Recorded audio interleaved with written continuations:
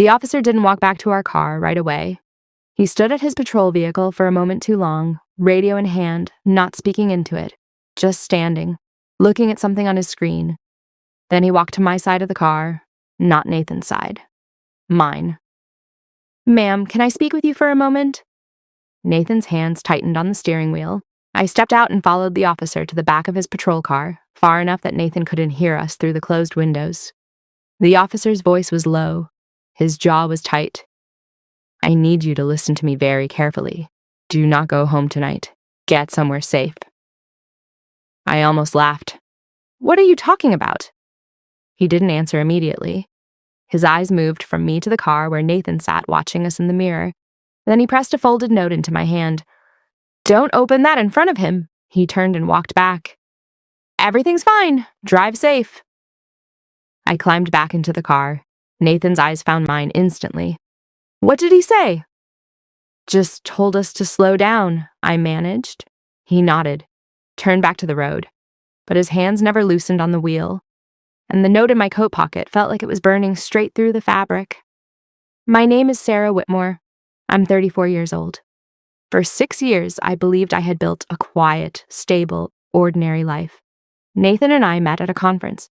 Him in financial consulting, me in accounting. We were both careful people. That was what I thought we had in common. Careful. We bought a house in a good neighborhood. We had date nights. We had routines. We had the kind of life that looks exactly right in photographs. And I was good at managing what I couldn't see. The late nights he blamed on clients, the cash withdrawals I stopped asking about, the phone he carried face down on every surface in every room. I told myself every marriage has things you learn not to pull at. I told myself that was just how it worked. I was wrong. There were signs. There are always signs. The question is never whether they're there. It's whether you're ready to see them. By the time that note reached my hands, I had already spent 6 years not being ready. That night, I finally was. The drive home took 22 minutes. I know because I counted every one. Nathan barely spoke. He played music softly, kept his speed exactly at the limit, and glanced at me exactly 3 times. Not the way someone glances at their wife, the way someone checks whether a lock is still holding. When we pulled into the driveway, the house looked exactly the same as always. Pale shutters, trimmed hedges, the porch light glowing like nothing had happened. I walked straight to the bathroom, locked the door, turned on the faucet, and unfolded the note. 5 words. "You are not safe here." I read it twice. Then I sat down on the edge of the bathtub and stared at my own hands until they stopped shaking. An officer of the law had looked at my husband's license and pulled me aside to warn me, not to give me a ticket, not to explain a fine, to warn me. What had he seen? What was in that file? What did Nathan's name pull up that made a trained officer press a note into a stranger's hand and tell her not to go home? I heard footsteps in the hallway. "Sarah," Nathan's voice, careful, measured. "You okay in there?" "Fine," I said, "just washing up." A pause. Then his footsteps moved away. I folded the note and pushed it into the lining of my makeup bag. Then I flushed the toilet, ran the faucet for another 30 seconds, and walked out, smiling. I had no idea how long I would have to keep smiling, or what I would find before I could stop. That night, we ate dinner at the kitchen table. He talked about a client meeting. He refilled my wine glass. He kissed me on the forehead before we went upstairs, and I lay beside him in the dark, listening to his breathing slow, listening to him fall asleep, thinking about the note. You are not safe here. The house was silent. The neighborhood was silent. I had never noticed before how deep the silence was in this house, how it sat on everything like weight. I had called it peace. At 2 o'clock in the morning, when his breathing had settled into sleep, I reached across the nightstand and picked up his phone. My hands were shaking so badly I nearly dropped it. I tried his birthday. Wrong. Our anniversary. Wrong. Then, on instinct, not logic, I tried mine. The screen opened. I found the second messaging app in a folder labeled Work, hidden inside a subfolder with no name. The conversations inside were not work conversations. Usernames I didn't recognize. Coded phrases, drops, deliveries, numbers P. That afternoon, I found him in his office. Door half closed, voice low on a call I couldn't make out. I waited until I heard the shower running, then I went in. Papers on the desk, a manila envelope under a stack of folders. Inside, hotel receipts, expensive restaurants, all paid in cash, all booked under false names. I photographed everything. Then my phone buzzed with a new email. Unknown sender. We can help you. Meet us tonight, 8 p.m., corner of 7th and Main. Come alone.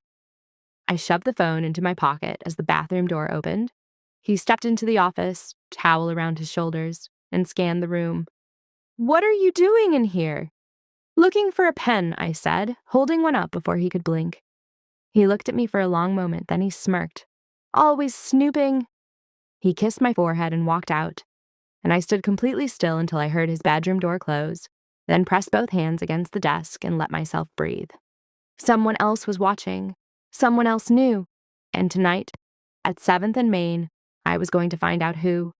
I parked 2 blocks from the corner and walked the rest of the way. Every shadow felt sharper, every sound too loud. At exactly 8 p.m., a black SUV pulled to the curb. The window came down just enough for me to see the same officer who had pressed the note into my hand. Get in, he said quietly. We don't have much time. His name was Dean Calloway. He drove in silence for several blocks. Then he spoke. Your husband isn't who you think he is. When we ran his license, his file triggered alerts from 3 federal databases: organized crime, fraud, distribution. I shook my head. There has to be a mistake. He reached into the back seat and slid a folder across to me. Inside were printouts, screenshots of the messages I had already seen, but worse, threads labeled with my name, accounts opened in my identity, debts stacked against my credit, and one line, underlined in red ink. If she finds out, she won't be a problem much longer. The SUV slowed. Officer Calloway pulled up outside a small safe house. We can protect you, Sarah, but you need to make a choice tonight. Go back, pretend, help us build the case, or stay here and we handle it without you. I looked at the folder in my hands, at the messages, at my name written in threads between men I had never heard of. At 6 years of a life I now had to look at differently. What do you need from me? I asked. I went back the next morning. Nathan was on the couch when I came in, remote in hand, smile practiced. You were out late. Everything okay? Just errands, I said. Lost track of time. He studied me for a moment, then nodded. You should have texted. I set my purse on the kitchen counter, careful, deliberate, and pressed the small recording device deeper into the lining. The double life began. Every word became performance. Every smile was rehearsed. Every question he asked, I answered with enough truth to pass and enough distance to survive. At night when he slept, I whispered into the recorder, dates, times, locations, names he dropped in phone calls, numbers I glimpsed on screens. Every detail I handed to Officer Calloway built the case one layer higher, a wall Nathan didn't know was closing in around him. But the danger grew. His eyes stayed on me longer. He checked my phone. He asked where I had been. He stood in doorways watching me cook. One evening he said, very softly, Sarah, if you were keeping secrets from me, you'd tell me, wouldn't you? The knife in my hand went still.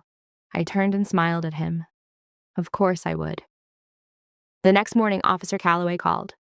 We're close, he said. We need one last thing, a ledger. He keeps it in the house. Find it, and this ends. That night, I waited until 1:30 in the morning, until his breathing was deep, until the house was completely still. I slipped out of bed, moved through the hallway without turning on a light, and went down to the basement. Boxes stacked high, dust on everything, the smell of old paper and closed air. In the far corner, a locked metal case. I crouched down and worked a hairpin into the latch for 4.5 minutes before it gave. Inside, a black leather ledger, pages filled with coded entries, dates, amounts, initials, millions of dollars tracked in handwriting I recognized immediately. I photographed every page, then I heard it. The floor above me creaked, once, twice, footsteps, moving toward the basement door. Sarah? His voice echoed down the stairwell. What are you doing down there? I shoved the ledger back into the case, clicked the latch, pushed it into position, and grabbed an empty laundry basket from the shelf beside me. I was halfway up the stairs when I met him at the top. "Laundry," I said, holding up the empty basket. He looked at me, at the basket, at my face. The silence lasted long enough to make my pulse thunder in every part of my body. Then he stepped aside. "It's the middle of the night," he said. "Couldn't sleep," I said. He watched me walk past him toward the washing machine. And I knew, in that moment, that the mask was cracking, that he felt something, that time was running out for both of us. I was already sitting at the edge of the bed when the knock came. 4 days after the ledger, 4 days of performance, perfect, exhausting, dangerous. The knock at the door wasn't a knock, it was pounding. "Police! Open the door!" Nathan jolted awake. For one fraction of a second, his eyes found mine. "What did you do?"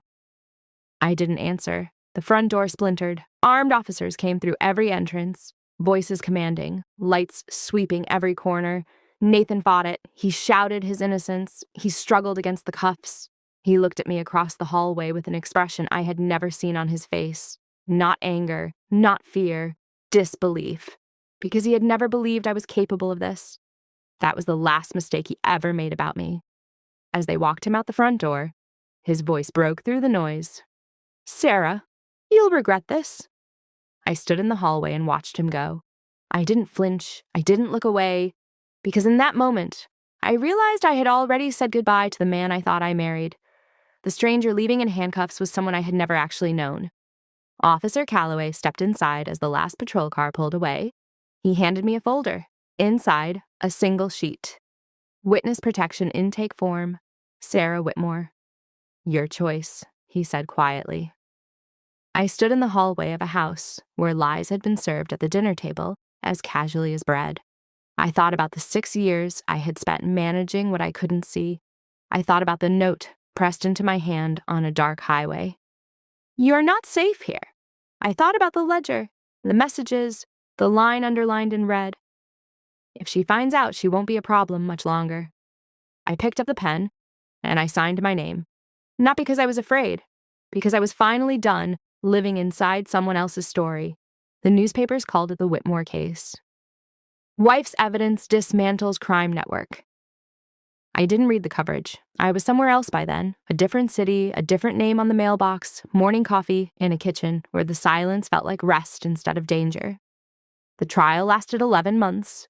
Nathan was convicted on 14 counts: organized crime, fraud, identity theft, mine. And 1 count prosecutors added near the end of the trial: conspiracy to commit harm against a protected witness. That last count was the one that made his face change when the verdict was read, because that was the one where I finally became the person he had never thought I was. A threat. I didn't attend the sentencing. I was already building something else. A job I chose, a lease in my own name, a life where no one checked my phone, where no one stood in doorways watching me, where the only person deciding who I was me. People ask me sometimes if I miss the life I had before. The house, the routines, the version of him I thought I loved. And the honest answer is, I miss who I thought we were. But I don't miss who I actually was inside it. Small, quiet, managed, a wife who had learned not to pull at loose threads because she was afraid of what they were attached to. That woman is gone, and I am glad. Because the woman who stood in that hallway and watched the front door splinter open, the one who had spent 3 weeks pressing a recording device into a purse lining, photographing ledgers at 1:30 in the morning, lying with a steady voice to a man whose messages said she wouldn't be a problem much longer. That woman didn't need protecting. She just needed the chance to act. My story didn't start with a note on a dark highway. It started the moment I decided that the truth mattered more than the peace I had been keeping, and it ended the moment I realized I was finally, completely birth story free.